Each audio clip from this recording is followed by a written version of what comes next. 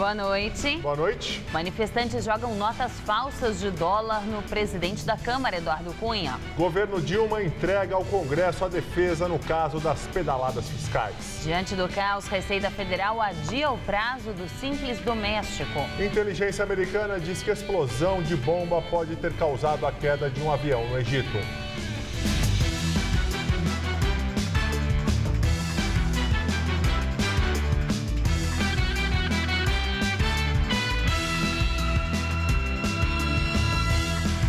Serviço de inteligência americano afirma que a explosão de uma bomba é a mais provável causa da queda de um avião russo no Egito. O artefato, segundo a agência, teria sido colocado na aeronave pelo Estado Islâmico ou por facções aliadas aos terroristas. O avião caiu no sábado, 224 pessoas morreram. De acordo com informações obtidas pela CNN com um oficial militar americano, ainda não há uma conclusão formal das investigações, mas tudo indica que o dispositivo foi plantado nas bagagens ou em algum lugar dentro do avião. A avaliação foi realizada a partir de relatórios oficiais do Serviço de Inteligência americano feitos antes do acidente de sábado. Ainda de acordo com a fonte, havia sido registrada movimentação suspeita no Sinai, que chamou a atenção dos oficiais, mas nada que apontasse para um possível ataque terrorista. E hoje, um avião de carga de fabricação russa caiu no Sudão do Sul. 41 pessoas morreram. O porta-voz da presidência informou que 3 pessoas que estavam a bordo sobreviveram. Entre elas, um bebê de menos de 1 ano. O quadrimotor Antonov 12 caiu sobre uma aldeia rural pouco depois de decolar do aeroporto da capital Juba. Parte da cauda e da fuselagem se espalharam no rio Nilo Branco. O governo do Sudão afirmou que 18 pessoas estavam a bordo. 15 morreram. Outras vítimas estariam no solo. A causa mais provável da queda seria uma falha no motor. José Maria Marim se declara inocente em corte americana. O ex-presidente da CBF já está em prisão domiciliar em Nova York. Na primeira audiência com a Justiça americana, Marim se declarou inocente das acusações de prática de extorsão, fraude e lavagem de dinheiro. Ele é acusado de participar de um esquema de corrupção que envolve a venda de direitos de transmissão de torneios no Brasil e também na América do Sul. Marim, que ficou 5 meses preso na Suíça, pagou uma fiança de 15 milhões de dólares. Por determinação do juiz, ele deve cumprir prisão domiciliar. O ex-dirigente deixou a audiência sem falar com os jornalistas. Ele deve ser ouvido novamente pela Justiça americana no dia 16 de dezembro. Manifestantes jogam dólares falsos na direção do presidente da Câmara dos Deputados, Eduardo Cunha. O deputado dava uma entrevista quando um homem se aproximou e jogou notas falsas sobre ele e os jornalistas. É possível ouvir pessoas gritando "Fora PT". O homem foi preso pela Polícia Legislativa. A ética da Câmara adia a decisão sobre quem será o relator do processo que investiga o presidente da Casa, Eduardo Cunha. O presidente do Conselho, José Carlos Araújo, precisa escolher entre 3 deputados sorteados pelo Conselho.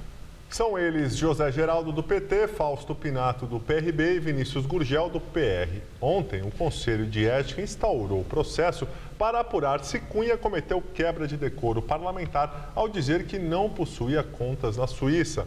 Ele pode ter o mandato cassado. Na Câmara dos Deputados, a oposição lança painel de assinaturas a favor do impeachment da presidente Dilma Rousseff.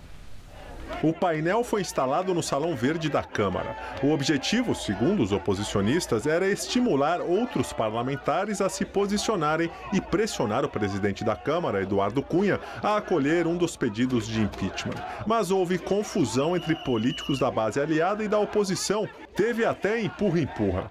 Depois do tumulto, Eduardo Cunha mandou retirar o painel da casa. Governo entrega ao Congresso a defesa em relação às contas do ano passado, reprovadas pelo TCU. O presidente do Senado e do Congresso, Renan Calheiros, marcou a votação para o dia 17 de dezembro. A entrega da defesa foi feita pelo ministro da Casa Civil, Jacques Wagner, e pelo advogado-geral da União, Luiz Inácio Adams. Renan já enviou o documento para a análise da Comissão Mista do Orçamento. O relator é o senador Assir Gurgax, do PDT, que terá 40 dias para apresentar a conclusão. A decisão final sobre as contas do ano passado, do governo Dilma, caberá ao plenário do Congresso Nacional. Esse processo é novo, é parte de um aprendizado. Desde a sua tramitação no Tribunal de Contas, que é uma coisa nova, inédita. No mês passado, por unanimidade, os ministros do TCU entenderam que o governo cometeu várias irregularidades nas contas do ano passado. Entre elas, feriu a Lei de Responsabilidade Fiscal, melhorando artificialmente o resultado do orçamento com as chamadas pedaladas fiscais. Segundo o advogado-geral da União, não houve prejuízo para a União e não há elementos que justifiquem a rejeição. Não há prejuízo, porque a apuração anual ela é a favor do governo, ou seja, a Caixa paga juros para a União. O ministro da Casa Civil, Jacques Wagner, disse confiar no direito do contraditório. Muita gente perde na primeira instância, ganha na segunda e confirma a vitória na terceira. Não sei o que vai sair ainda da CMO e do Congresso. Óbvio que eu tenho expectativa que nossas razões sejam acolhidas e que as contas da presidenta Dilma sejam aprovadas. Eu não vejo por que macular um julgamento ou outro. Todos os dois têm legitimidade. Direto de Brasília, Josias de Souza fala sobre essa defesa do governo no caso das pedaladas fiscais.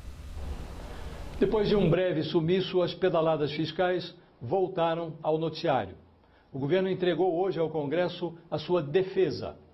Essa defesa não tem muita coisa de diferente em relação àquela que foi rejeitada por unanimidade no julgamento do Tribunal de Contas da União.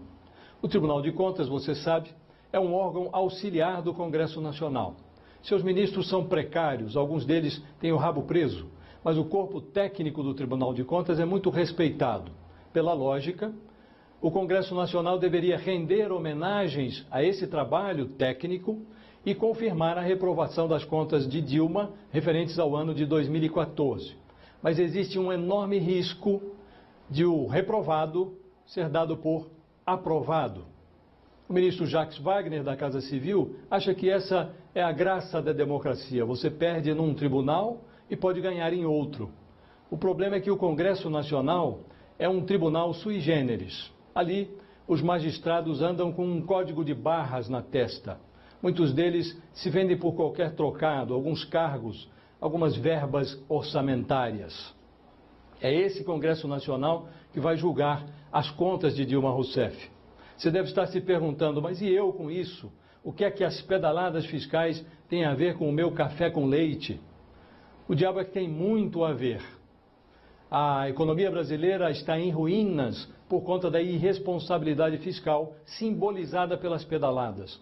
No ano de 2014, o governo sacou a descoberto nos bancos oficiais algo como 40 bilhões de reais.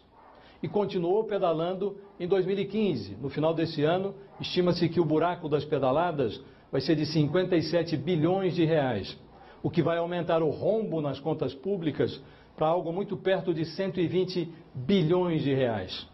Isso prova que governos também enlouquecem. Mas governos não decretam falência, governos não baixam as portas, governos não penhoram a máquina de costura.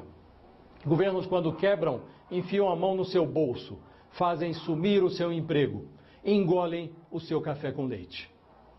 Boa noite. Depois de quase 9 meses, o presidente Dilma Rousseff reconhece o novo embaixador da Indonésia no Brasil. Em cerimônia no Palácio do Planalto, Dilma oficializou a atuação do embaixador da Indonésia, Toto Rianto. Em fevereiro, a presidente adiou o recebimento da credencial do embaixador em represália à execução de 2 brasileiros pelo governo indonésio. Marco Archer e Rodrigo Goulart foram condenados por tráfico de drogas e executados mesmo depois dos apelos da presidente. Após a recusa de Dilma em fevereiro, o governo da Indonésia chamou seu embaixador de volta, até que a situação finalmente se normalizasse. Além do representante indonésio, embaixadores de mais 21 países apresentaram hoje suas credenciais. Filho do ex-presidente Lula presta depoimento à Polícia Federal. Luiz Cláudio Lula da Silva confirmou que sua empresa, a LFT, prestou serviços para Marcondes e Maltoni e recebeu por esses contratos. O escritório é suspeito de participação em um esquema de compra de medidas provisórias para beneficiar empresas do setor automotivo. Luiz Cláudio é alvo da Operação Zelotes. Ex-tesoureiro do PT, João Vacari Neto, presta depoimento na capital paulista no processo que investiga irregularidades na Bancop, Cooperativa Habitacional dos Bancários de São Paulo. Faz 12 anos que Marcos espera pela escritura do apartamento onde mora. Como mutuário da Bancop, ele se diz lesado e hoje representa na justiça outros 50 vizinhos na mesma situação. O João Vacari, em 2006, criou uma dívida do nada para esse grupo de pessoas, entre outras, e se recusa a transferir o imóvel se as pessoas não pagarem o que ele deseja. Tem pessoas que foram cobradas em 5 mil, 30 mil e 200 mil reais. Para o Ministério Público Estadual, 3 mil cooperados foram lesados no esquema que teria desviado mais de 100 milhões de reais da Cooperativa Habitacional dos Bancários de São Paulo para financiar campanhas do PT. Muitos valores foram retirados na boca do caixa, ou seja, em dinheiro. E, obviamente, o saque na boca do caixa é difícil você buscar os vestígios necessários. Mas nós temos provas, inclusive de cheques, que foram para campanhas partidárias. O ex-tesoureiro do PT, João Vacari Neto, esteve à frente da Bancop durante 10 anos, até 2009. Também pesa contra ele a suspeita de superfaturamento em condomínios financiados pela cooperativa. Vários imóveis ficaram inacabados. Das 9 mil unidades prometidas em São Paulo, só 5.600 foram entregues. Vacari prestou depoimento durante mais de 2 horas e negou as acusações. Além dele, outros 5 réus, entre diretores e ex-diretores, respondem ao processo por estelionato, formação de quadrilha e lavagem de dinheiro. O caso segue em segredo de justiça. Uma cooperativa, os cooperados colaboram para a construção de empreendimentos imobiliários. Havendo inadimplência, há necessidade de um ajuste final, onde esses cooperados precisam, por força contratual, completar o que foi pago na construção. O ex-tesoureiro do PT está preso no Paraná desde abril. Ele já foi condenado pelo juiz Sérgio Moro a 15 anos e 4 meses de prisão pelos crimes de corrupção passiva e lavagem de dinheiro na Operação Lava Jato. Pesquisa Datafolha revela que 48% dos paulistanos reprovam a gestão da crise hídrica feita pelo governador de São Paulo, Geraldo Alckmin, do PSDB. O mesmo levantamento constatou que a maioria dos entrevistados desaprova a reorganização das escolas públicas estaduais. 17 dos últimos 30 dias sem água. Essa foi a média do desabastecimento em outubro na capital, de acordo com o Instituto Datafolha. Entre os moradores da região oeste, o dado sobe para 20 dias, a média mais alta. A mais baixa foi registrada no centro da cidade, 5 dias com as torneiras secas. O Datafolha também contabilizou o percentual de pessoas que sofreram pelo menos um dia com um racionamento no último mês. O resultado ficou em 49%. Em agosto de 2014, o índice era de 46% e de 35% em junho do mesmo ano. Já os que disseram não ter sofrido com a falta d'água somaram 48% agora. Eram 51% em agosto do ano passado e 64% em junho. Em Cangaíba, a água falta todos os dias, não existe um dia que não tem esse problema de falta d'água. E ela termina entre 11, meio-dia e meia e volta no outro dia na madrugada, 3h30, 4 horas da manhã. Eu acho que culpado é os governantes, é o governo estadual. O Instituto também perguntou à população sobre o desempenho do governador Geraldo Alckmin diante da crise hídrica. 48% consideraram a sua postura ruim ou péssima, 10 pontos percentuais a mais que em agosto do ano passado. Já os que avaliaram o desempenho do governador como ótimo ou bom somaram 15%, antes eram 21%.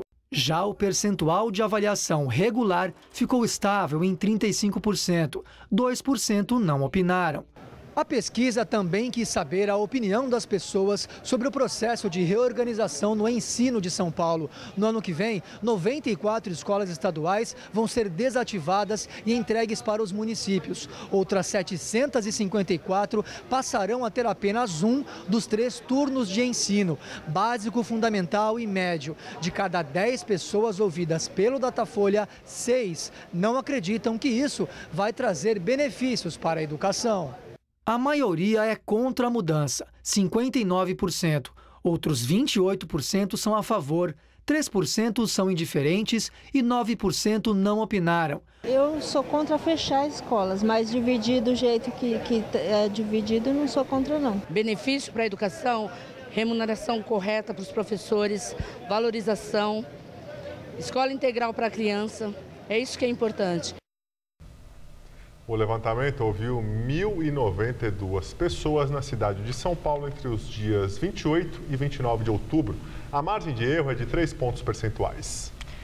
Choveu forte hoje em São Paulo e o Centro de Gerenciamento de Emergências chegou a declarar estado de atenção para enchentes em várias regiões da cidade. E a chuva deve continuar nos próximos dias.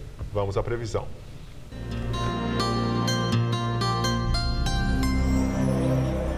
Uma frente fria reforça a instabilidade sobre São Paulo e pode chover forte amanhã. O céu fica encoberto e chove a qualquer hora em todas as áreas. Apenas a faixa norte do estado que terá algumas aberturas de sol e chove mais à tarde. No centro-oeste, temperaturas mais amenas, com máxima de 25 graus em Marília. Na área mais central de São Paulo, máxima de 26 graus em Bauru e de 29 em São Carlos. E na faixa leste, a máxima esperada será de 27 graus em Campinas. Na Grande São Paulo, a chuva de amanhã pode ser volumosa em alguns pontos e há risco de alagamentos. Até sexta-feira, o tempo continua igual, nublado, com chuva a qualquer momento. Podem ocorrer temporais, mas de curta duração. Máximas de 25 e 23 graus. E no sábado, o sol aparece um pouquinho mais, mas mesmo assim a chuva não para. Máxima de 25 graus. O Hospital Municipal São Luís Gonzaga, no Jaçanã, zona norte da capital, está com atendimento prejudicado. Administrado pela Santa Casa desde 2008, ele foi atingido pela crise da entidade e perdeu 25% do quadro clínico no último mês. O hospital é o único público da região e atende inclusive moradores de cidades vizinhas como Guarulhos e Arujá. Nós não tivemos autorização para entrar no hospital, mas aqui do lado de fora conversamos com alguns pacientes que reclamam principalmente da falta de médicos especialistas. Hoje, por exemplo, quem procurou por um ortopedista foi orientado a buscar outro hospital. Foi o que aconteceu com Jefferson, que chegou com dores nas costas. Ele caiu de uma escada na segunda-feira e não conseguiu atendimento até agora. Teria que ficar internado para esperar ver se ia ter a especialidade. Como eu não posso me ausentar do serviço, eu tenho que procurar outro hospital. E é uma peregrinação, vai passando de hospital. Eu vou para Santana, se lá não tiver, se não tiver ortopedista, eu vou ter que procurar outro ou vou ter que tirar do meu próprio bolso. Andressa trouxe a filha com problemas respiratórios para passar no pediatra. Foi atendida depois de 2 horas no pronto-socorro. Graças a Deus está funcionando. E a gente que não tem condições de ir para o hospital particular, não tem nem palavras como ele é importante para a gente. Segundo o Sindicato dos Médicos de São Paulo, ambulatórios de oftalmologia e reumatologia deixaram de existir.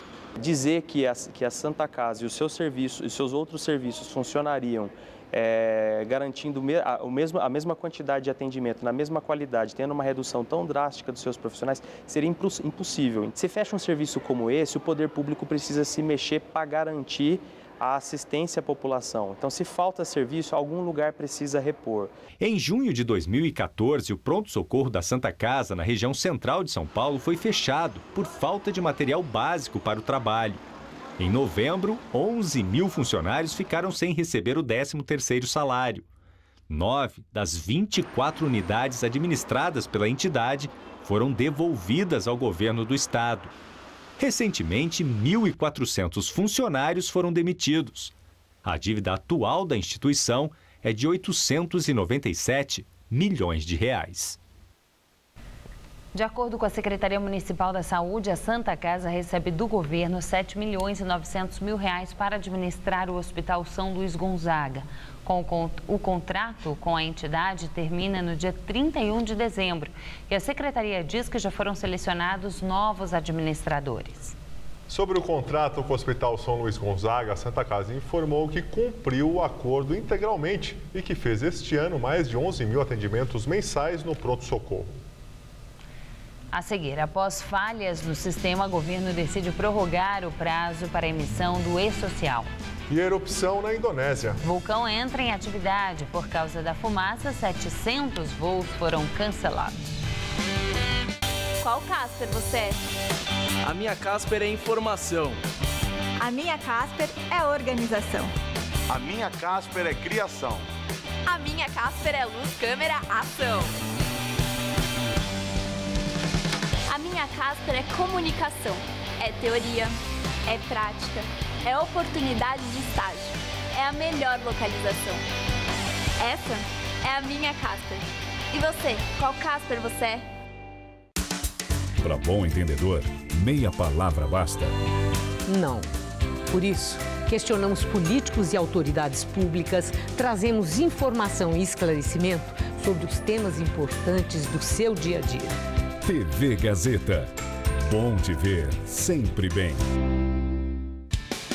Todo domingo, eles convocam a torcida, os técnicos, os dirigentes e os grandes craques para entrar no debate com o time completo. Mesa Redonda, todo domingo, 9 da noite. Oferecimento LuxColor. Tudo que é muito bom é tão bom quanto pintar com LuxColor. Baltec, super manta líquida impermeabilizante. Rexona antibacteriano. 10 vezes mais proteção contra bactérias que causam mau odor. Center Castilho. Vai reformar? Passe no Castilho.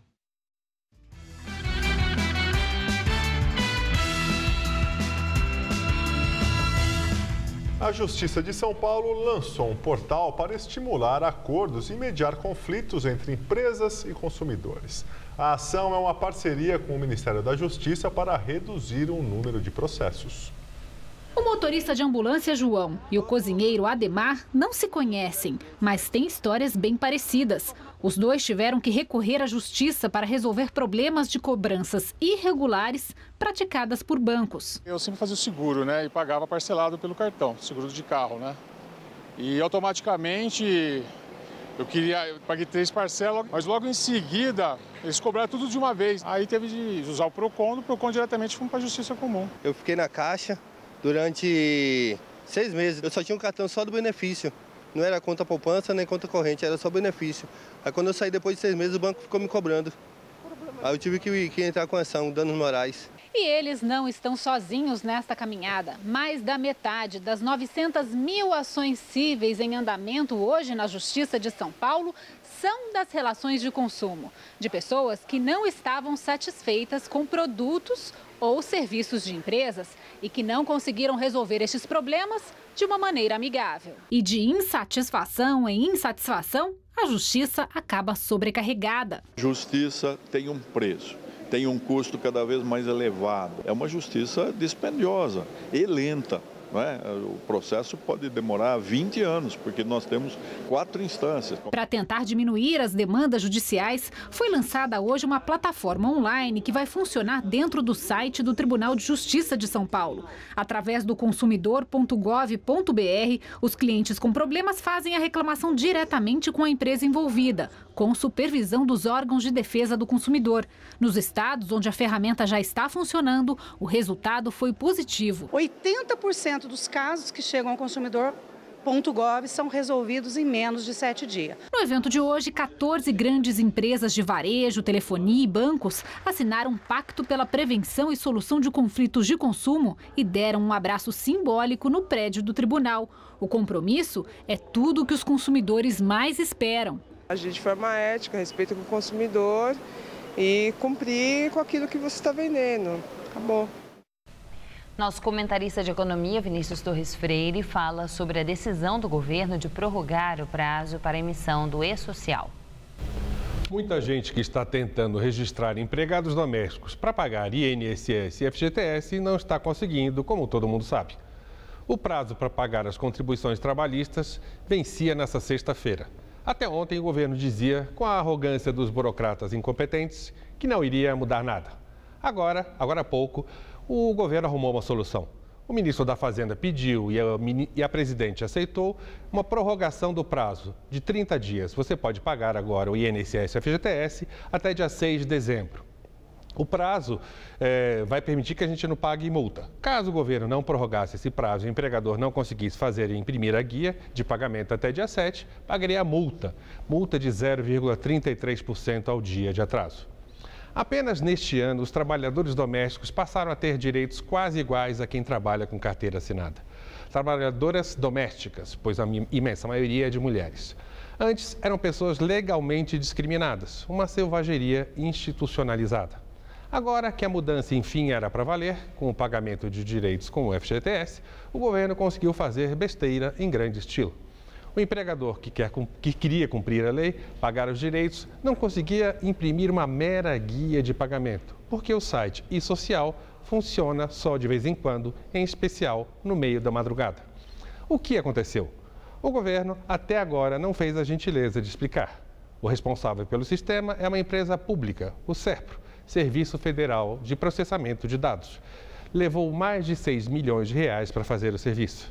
Até agora, o SERPRO diz apenas que o sistema está instável por excesso de usuários. Aquela explicação burocrática que recebemos todas as vezes que uma grande organização pública ou privada quer nos enrolar sem ao menos um pedido de desculpas e muito menos reparação de tempo perdido e outros prejuízos.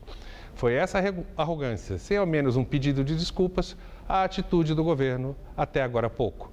Foi preciso haver escândalo nacional para o governo se mexer.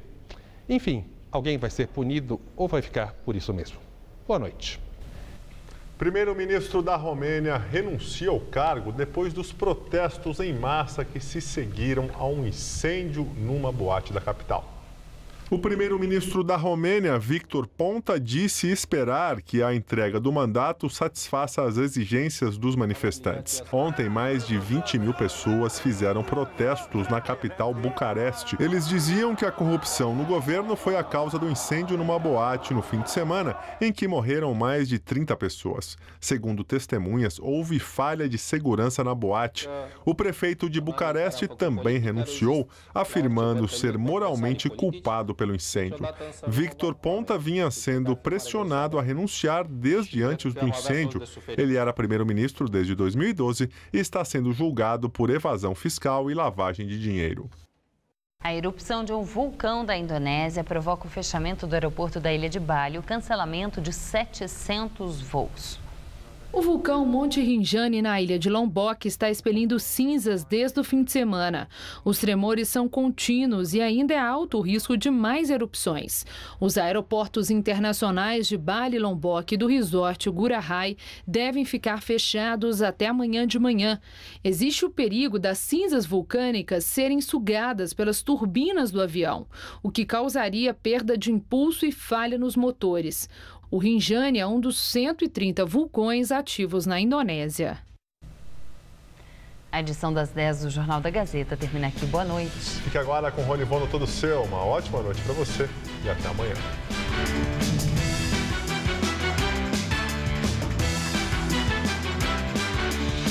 Daqui a pouco, 11h30 da noite, em Conectados. Descubra o universo oculto dos hackers da internet. Assista agora. Todo Seu.